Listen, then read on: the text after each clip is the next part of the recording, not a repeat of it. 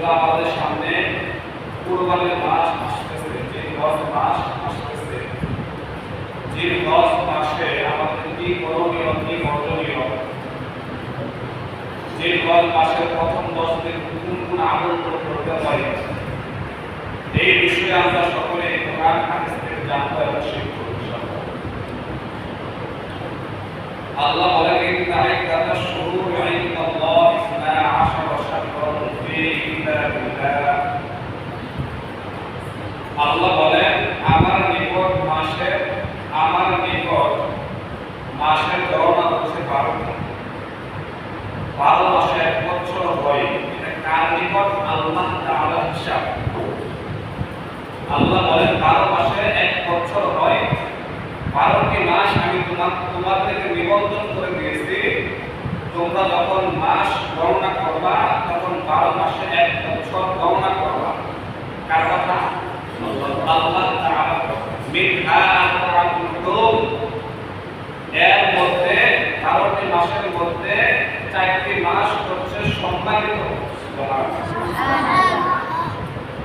12 মাসের মধ্যে 4টি মাস আল্লাহ তাআলার কাছে মর্যাদাপূর্ণ মাস, সম্মানিত মাস।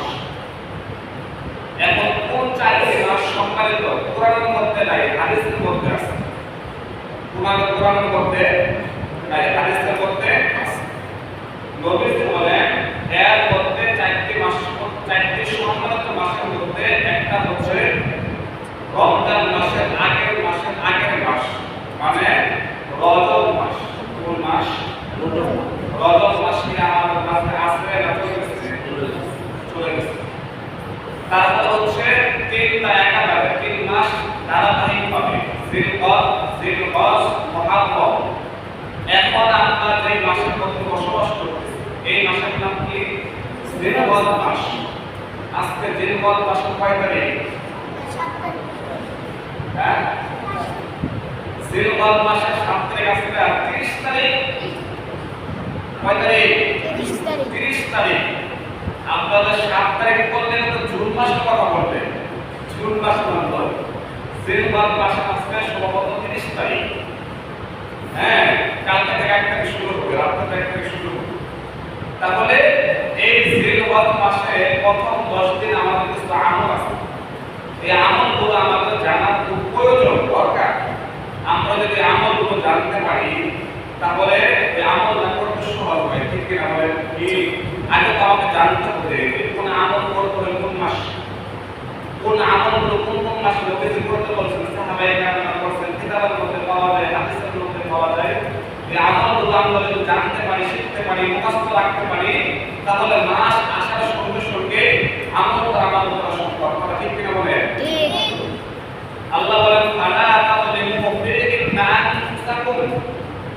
এই জিলহজ, মুহররম, রজব, এই 4 মাসে তোমরা তোমাদের সঙ্গে জুলুম করবে না। কার কথা এটা? আল্লাহ রাব্বুল আলামিনের কথা। তাফসীরে বলেছে আলা তাযলিমু ফিহিন্না আনফুসাকুম, নিজের সঙ্গে তোমরা জুলুম করবে না। এই 4 মাসে কোনো জুলুম করা যাবে না।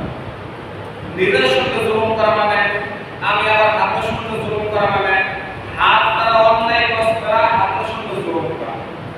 জবান দ্বারা অন্যায় কাজ করা, জবানের সঙ্গে জুলুম করা। জবান দ্বারা মিথ্যা কথা বলা, জবানের সঙ্গে জুলুম করতেছে। জবান দ্বারা মানুষের নামে বিপদ গাইতেছে, জবানের সঙ্গে জুলুম করতেছে। জবান দ্বারা মানুষের নামে খারাপ অশ্লীল কথা অপবাদ দিতেছে, এটা জবানের সঙ্গে জুলুম করতেছে। চক্ষুর সঙ্গে জুলুম করা মানে কি? আমি চক্ষু দ্বারা নাপাকি কাজ করতেছি, নাপাকি কাজ দেখতেছি, অশ্লীল নাপাকি সিনেমা দেখতেছি, এটা হচ্ছে চক্ষুর সঙ্গে জুলুম করা। এই তাফসীরের মধ্যে বোঝানো হয়েছে যে তোমার মাথা থেকে পা পর্যন্ত, পা থেকে মাথা পর্যন্ত তোমার অঙ্গ প্রত্যঙ্গগুলো এমন ভাবে চালাবা যেন অঙ্গ প্রত্যঙ্গগুলো দ্বারা কোনো গুনার কাজ না হয়। আল্লাহ আমাদের সকলকে পুরো অঙ্গ প্রত্যঙ্গগুলো গুনাহ থেকে হেফাজত করে সকল বলেন আমিন। আমিন। এবার আসলে আমরা জানবো এই জিলহজ মাসের প্রথম 10 তারিখে আমাদের কি কি করতে হবে। প্রথম 10 দিনে কোন কোন আমলগুলো আমাদের করতে হবে আমরা হাদিস এবং কোরআন থেকে জানবো। 1 নাম্বার হচ্ছে জিলহজ মাসের 1 তারিখ থেকে 10 তারিখ পর্যন্ত 1 নাম্বার আমল পাওয়া যায় কিতাবের মধ্যে, বেশি বেশি জিকির করা। বেশি বেশি কি করা? জিকির করা। আমরা করি না বেশি বেশি সমালোচনা করি? বলেন না, আমরা কিন্তু বেশি বেশি সমালোচনা করি। কোন কারা কি অবস্থায় আছে, কে কি অবস্থায় আছে, কার কি কথা আছে, এর কথা নিয়ে হার কাছে লাগাই, হার কথা নিয়ে হার কাছে লাগাই। ঠিক কি না? আমি আমার নিজের বাড়ি খানা খায়া আরেকজনের বিরুদ্ধে কথা বলতেছি, আরেকজনের চিন্তা করতেছি, অথচ আমি আমার নিজের হিসাব মিলাইতেছি না। আমার বয়স 32 হইল, 40 হয়ে গেছে, 50 হয়ে গেছে, এখন আমার কোথাও চাকরি হয় না, এখন আমার কোথাও ব্যবসার জন্য নেই না, এখন আমার কোথাও কোনো পছন্দ মানুষ করতে চাই না, আমি এখন সমাজের মধ্যে মুরব্বী হয়ে গেছি, আমার দ্বারা কোনো কাজ শক্তিশালী কোনো কাজ হয় না। এত মুরব্বী হওয়ার পর আমি চিন্তা করলাম না যে 30 বছর 40 বছর 50 বছর চলে গেল, মানুষের নামে বিপদ করতে করতে, মানুষের নামে ষড়যন্ত্র করতে করতে, তাহলে আমি আর কবে বাবা করবো? আল্লাহ আমাকে জবান দিয়েছে বিপদ করার জন্য নয়, জবান দিয়েছে কথা বলার জন্য, আর আল্লাহ তাআলা জিকির করার জন্য। ইয়া আইয়ুহাল্লাযীনা আমানু তাকুল্লাহ, হে মুমিন আমানু তাকুল্লাহ ওয়া কুলু কাওলান সাদীদা। যখন তুমি জবান দিয়ে কথা বলবা, আমি তোমাকে জবানটা দিয়েছি নিয়ামত নামক। যখন তুমি কথা বলবা, যখনই কথা বলো, যে অবস্থায় কথা বলো, যেই অবস্থায় কথা বলো না কেন, তুমি সত্য কথা বলবা। কি কথা বলবা? সত্য কথা বলবা। আর আগে ভাগে তুমি কি করবা? আল্লাহ তাআলার নামে জিকির করবা। ইয়া আইয়ুহাল্লাযীনা আমানু তাকুল্লাহ যিকরান কাসীরা ওয়া সাব্বিহুহু বুকরাতান ওয়া আসীরা। হে মুমিন, তুমি সকাল সন্ধ্যা আমার জিকির করো। বলো তো, জিকির করতে গেলে চোখ দিয়ে জিকির করি না মুখ দিয়ে জিকির করি? মুখ দিয়ে। আল্লাহ বলে সত্য সর্বদাই সত্য কথা বলবা, আর সকাল সন্ধ্যা আমার জিহ্বা, আমার নিয়ামত নামক জিহ্বা দিয়ে তুমি জিকির করবা। এই কথাগুলো কার? আল্লাহ তাআলা। দেখেন আমরা এটা পুরো চেঞ্জ হয়ে গেছে। আমরা সকালেও আল্লাহর জিকির করি না, জোহরের পরেও করি না, আসরের পরেও করি না, মাগরিব পরেও করি না, এশারের পরেও করি না। 24 ঘন্টার মধ্যে 100 বার সুবহানাল্লাহ, 100 বার আলহামদুলিল্লাহ, 100 বার আল্লাহু আকবার আমরা কয়দিন করছি? আমরা কোন মাসে করছি বলেন? জানুয়ারি, ফেব্রুয়ারি, মার্চ, এপ্রিল, মে, জুন, 6 মাস চলতেছে। বলেন তো মোটামুটি জরিপ করুন সবাই, 6 মাসে আমরা 6000 বার সুবহানাল্লাহ, আলহামদুলিল্লাহ, আল্লাহু আকবার করছি। 6000 বার দেন, 5000 বলি নাই, 4000 বলি নাই, 3000 বলি নাই, 2000 বলি নাই, 1000 বলি নাই।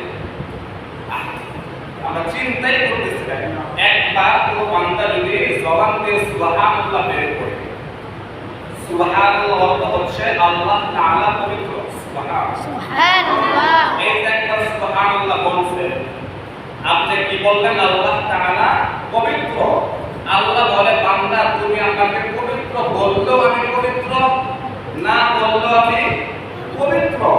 কিন্তু বান্দা তুমি আমাকে পবিত্র বললা, আমি সকল ফেরেশতাদের সামনে আমি তোমার নামটা ঘোষণা করে বলতাম, তুমি বান্দা আমার কাছে পবিত্র। সুবহানাল্লাহ। ছোট্ট একটি আমল, এটা করতে কত সময় লাগে?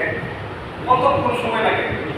বেশি সময় লাগে না। এই যে আমরা বাজারে যখন যাই, হাটে হেঁটে হেঁটে বাজারে যাইতেছি, একা একা যাইতেছি, সাথে কেউ নাই, তাহলে আমি কি করবো? আমার তো মৃত্যুবরণ করতে হবে, কবরে যাইতে হবে। কবরে কিছু সামান জোগাড় করি, কবরে শান্তি থাকার জন্য কিছু নেক আমল করি। বাজারে যাওয়ার সময় করে যাই, এইখান থেকে বলতে একটা বাজারে গেলে 5 মিনিট সময় লাগে, আমি 5 মিনিটের মধ্যে 2 মিনিট করি সুবহানাল্লাহ, সুবহানাল্লাহ, সুবহানাল্লাহ, সুবহানাল্লাহ, সুবহানাল্লাহ, সুবহানাল্লাহ, আলহামদুলিল্লাহ, আলহামদুলিল্লাহ, আলহামদুলিল্লাহ, আল্লাহু আকবার, আল্লাহু আকবার, আল্লাহু আকবার। পারলাম ইনশাআল্লাহ। আপনি মোবাইল করে চলে গেছেন, ঘুম আসতেছে না, আপনি পড়তে থাকেন সুবহানাল্লাহ, আলহামদুলিল্লাহ, আল্লাহু আকবার, সুবহানাল্লাহ, আলহামদুলিল্লাহ, আল্লাহু আকবার। হাদিসের মধ্যে পাওয়া যায়, কোন ব্যক্তি যদি একবার সুবহানাল্লাহ জবান দিয়ে পাঠ করে, সুবহানাল্লাহ বলতে দেরি, আল্লাহ তাআলা পয়গম্বর বলেন, আসমান এবং জমিনের মধ্যে যতটুকু ফাঁকা জায়গা আছে, এই পরিমাণ ফাঁকা জায়গা তার আমলনামার মধ্যে লিপিবদ্ধ করে দেওয়া হয়। আসমান এবং জমিনের মধ্যে কি পরিমাণ ফাঁকা জায়গা দেখছেন নি? যতগুলো ফাঁকা জায়গা আছে, এই পরিমাণ ফাঁকা জায়গা আমল দিলে যে পরিমাণ নেকি হয়, এই পরিমাণ নেকি সুবহানাল্লাহ বলতে ওয়ালা বান্দা আমলনামার মধ্যে যিনি দিয়ে দিবেন তিনি কে? আল্লাহ। হাদিসের মধ্যে পাওয়া যায়, সহিহ হাদিস, আরবি পড়তে গেলে সময় প্রয়োজন, শুধু বাংলা বলে বলে যায়। হাদিসের মধ্যে পাওয়া যায় সহি হাদিস, একবার সুবহানাল্লাহ বলতে দেরি আল্লাহ তাআলা তার জন্য জান্নাতে গাছ লাগাইতে দেরি করে না, বলেন সুবহানাল্লাহ। গাছটা শুধু বাড়তেই থাকবে, বাড়তেই থাকবে, বাড়তেই থাকবে, বাড়বে কতদিন? সুবহানাল্লাহ বলতে ওলা গাছের নিচে যাবে না যতদিন। সুবহানাল্লাহ বলা যাবে কি যাবে না ইনশাআল্লাহ? ইনশাআল্লাহ। এক নম্বর আমল হইতেছে এখন জিলহজ মাস আমরা কি করব?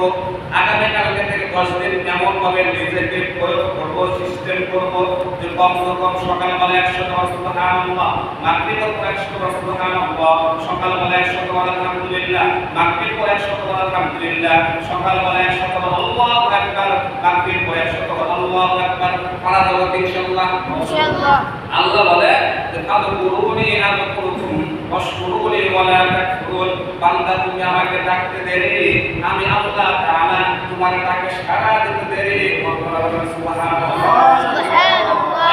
আমার আমল জিলহজ মাসে আমল এক নাম্বার। 2 নম্বর হচ্ছে এরকম 10টা আমল পাওয়া যায় কিতাবের মধ্যে। 2 নম্বর হচ্ছে অন্যান্য আমলগুলো বেশি করা, মানে আমি যেটা আমলগুলো করতাম এইটা আমলগুলো একটু বাড়ায়া বাড়ায়া করা। নবীজি বলেন মাসের মধ্যে সবচেয়ে আমলের মৌসুম হচ্ছে রমজান মাস। মদিনাওয়ালা নবী বলেন দিনের মধ্যে আমলের মৌসুম হচ্ছে জিলহজ মাসের প্রথম 10 দিন। সুবহানাল্লাহ। তাহলে আমরা কি করব? যে অন্যান্য আমলগুলো যেটা আমরা দৈনিক করি, এইটা আমরা এসব 2 রাকাত সুন্নাত করলাম, 4 রাকাত সুন্নাত করলাম, এই 4 রাকাত সুন্নাত আমরা করলাম। আগে যে সূরাগুলো পড়তাম একটু বাড়ায় বাড়ায় লম্বা লম্বা সূরা পড়ি, তারপর আমরা নফল নামাজ পড়ি, আগে পড়তাম 2 রাকাত, এখন একটু কষ্ট করে 4 রাকাত পড়ি। এই যে কষ্ট করে যে 4 রাকাত করলেন নেক আমলটাকে আমার হইলো না আপনাদের হইলো? আমাদের হবে। যেমন আমরা সূরা ইয়াসিন ফজর করে যারা এখন পাঠ করি, আমরা এখন সূরা ইয়াসিন পাঠ করি একবার। আমরা জিলহজ মাসে যদি বলি জিলহজ মাসে চিন্তা করে যে আমরা জিলহজ মাসের 1 তারিখ থেকে 10 তারিখ পর্যন্ত সূরা ইয়াসিন পাঠ করব দিনে 2 বার। আমরা যারা জোহরে করে সূরা ফাতিহা পাঠ করি, সূরা ফাতিহা আমরা জোহরে করে পাঠ করি নিয়ম হচ্ছে একবার, নবীর সুন্নাত হচ্ছে একবার পাঠ করা। আমরা এখন কি করব? নেক আমলকে বৃদ্ধি করার জন্য জিলহজ মাসে 2 বার পাঠ করব। আমরা যারা আসরে করে সূরা নাবা তেলাওয়াত করি, যেমন আমরা ছাত্র তেলাওয়াত করি, হুজুরা তেলাওয়াত করি, আমরা যারা আছে তারা তেলাওয়াত করি, সূরা নাবা তেলাওয়াত করতে এখন বাইরে একবার। আর আজকে থেকে কালকে থেকে নিয়ত করে যে আমরা 2 বার করে তেলাওয়াত করব, আমল বাড়বে না কমবে? বাড়বে। যারা আমরা মাগরিব করে সূরা ওয়াকিয়া তেলাওয়াত করি, কিন্তু আমরা যদি নিয়ত করে জিলহজ মাসের 1 তারিখ থেকে 10 তারিখ পর্যন্ত 2 বার করে তেলাওয়াত করব, বলেন নেক আমল বাড়বে না কমবে? বাড়বে। যারা আমরা এশারে করে সূরা মুলক তেলাওয়াত করি, যদি নিয়ত করে যে জিলহজ মাসের 1 তারিখ থেকে 10 তারিখ পর্যন্ত আগে পড়তাম একবার, এখন করব 2 বার, বলেন নেক আমল বাড়বে না কমবে? বাড়বে। এইটাই নবীজি বলেন জিলহজ মাসের 1 তারিখ থেকে 10 তারিখ পর্যন্ত তুমি যে নেক আমলগুলো করতেছো, এই নেক আমলগুলো তুমি বাড়ায়া বাড়ায়া করবা, বাড়ায়া বাড়ায়া করা নবীজির সুন্নাহ। সুবহানাল্লাহ। তারপর 3 নম্বর আমল হইতেছে নিজেকে গুনাহ থেকে হেফাজত করা। নিজেকে কি করা? গুনাহ থেকে হেফাজত করা। বিভিন্ন ধরনের আমরা গুনাহ করি, মোটামুটি আমরা সারা দিনে প্রচুর গুনাহ করি। এই গুনাহগুলোকে গুনাহ থেকে হেফাজত থাকবো কিভাবে? চিন্তা করব যে সকাল থেকে জোহর পর্যন্ত আমি কি গুনাহ করলাম। জোহরের নামাজের পরে বসে 2 মিনিট মসজিদে বসবো, আমরা 1 মিনিট বসবো যে ফজরের নামাজ থেকে জোহর পর্যন্ত আমি কি পরিমাণ গুনাহ করলাম, কোন কোন গুনাহগুলো আমার দ্বারা হইল। জোহরের পরে যদি 1 মিনিট চিন্তা করি বের হয়ে পড়বো। কিন্তু আবার এই জোহর থেকে আসর পর্যন্ত যখন আমি আসরের নামাজটা পড়বো, নামাজের স্থানে বসে যে তাসবিহ তাহলিল পাঠ করার পরে যদি একটু চিন্তা করি যে আমি জোহর থেকে আসর পর্যন্ত কি পরিমাণ গুনাহ করলাম, এই গুনাহগুলো কি কি গুনাহ করলাম, এরকম ভাবে যদি মাগরিবের পরে এশারের পরে ফজরের পরে আমি চিন্তা করি দৈনিক 1 সপ্তাহ 2 সপ্তাহ 3 সপ্তাহ 1 মাস 2 মাস 3 মাস 1 বছর, আশা করা যায় ওই বান্দার দ্বারা আস্তে আস্তে গুনাহগুলো শুধরে যাবে, গুনাহগুলো থাকবে না। কিন্তু আমরা কোনদিন চিন্তা করতে বলেন? কোনদিন চিন্তা করি নাই। এই যে বসে বসে সময় ব্যয় করতেছি, বসে আছি, কিন্তু চিন্তা করি যে আমি জীবনের মধ্যে কি পরিমাণ গুনাহ করছি। হ্যাঁ, নবীজি বলেন যে গুনাহ যদি তুমি ক্ষমা করতে চাও বেশি বেশি করো আস্তাগফিরুল্লাহ আস্তাগফিরুল্লাহ আস্তাগফিরুল্লাহ আস্তাগফিরুল্লাহ আস্তাগফিরুল্লাহ। অনেকগুলো প্রচলিত আছে। আচ্ছা বলুন তো আমরা সবাই ধনী হতে চাই না ফকির হতে চাই? আমি ধনী হতে চাই, আগে আমারটা বলে আপনারা ভাবতে আমি ধনী হতে চাই, কেন আমার নিয়ত হচ্ছে জীবনে একবার নোংরা করতে কষ্ট করতে, এই জন্য আল্লাহ কাছে বলে আমার ধনী বানাই দেয়। সকল না আমিন। ধনী যদি হতে চাই একটা টিপস নিতে পারেন। নবী তো বলেন কোন বান্দা যদি ধনী হতে চায়, ধনী হতে বলবো কোরআন আয়াতে বলবো একটু দেরি করে, যে নবী তো বলেন যে কোন বান্দা যদি ধনী হতে চায় তাহলে সে যেন পড়বে আস্তাগফিরুল্লাহ আস্তাগফিরুল্লাহ আস্তাগফিরুল্লাহ রাব্বি মিন কুল্লি যামবিন ওয়া আতুবু ইলাইহি লা হাওলা ওয়ালা কুওয়াতা ইল্লা বিল্লাহ।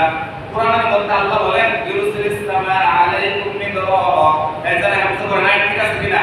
ইউরসিলিস সামা আলাইকুম মিদরারা, আল্লাহ তাআলা বলেন যে বান্দা আস্তাগফিরুল্লাহ জবান দিয়ে পাঠ করবা, আস্তাগফিরুল্লাহ পাঠ করতে দেরি আমি আল্লাহ তাআলা তোমার জন্য আসমান থেকে রিজিক পাঠাইতে দেরি করব না। সুবহানাল্লাহ। ইউরসিলিস সামা আলাইকুম মিদরারা ওয়া ইউমদিদুকুম বিআমওয়ালিন ওয়া বানিন, আল্লাহ তাআলা তাদের সন্তানকে শক্তিশালী করে দিবেন, সন্তানের মধ্যে বরকত দান করবেন। রব্বি হাবলি মিনাস সালিহিন, নেককার সন্তান দান করবেন।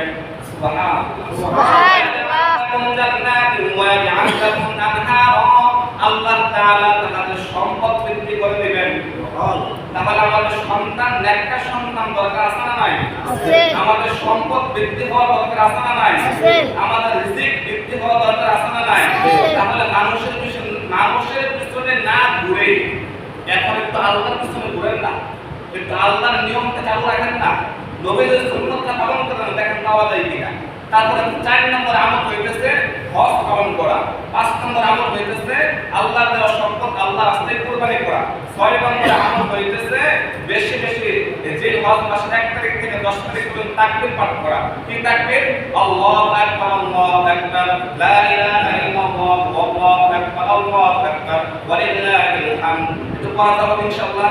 বলেন না আল্লাহু আকবার আল্লাহু আকবার লা ইলাহা ইল্লাল্লাহ আল্লাহু আকবার আল্লাহু আকবার ওয়া লিল্লাহিল হামদ। হাদিসের মধ্যে পাওয়া যায় সাহাবায়ে কেরামরা জিলহজ মাসের 1 তারিখ থেকে 10 তারিখ পর্যন্ত বাজারে বেশি সময় কাটাইতেন। বাজারের মধ্যে কেন?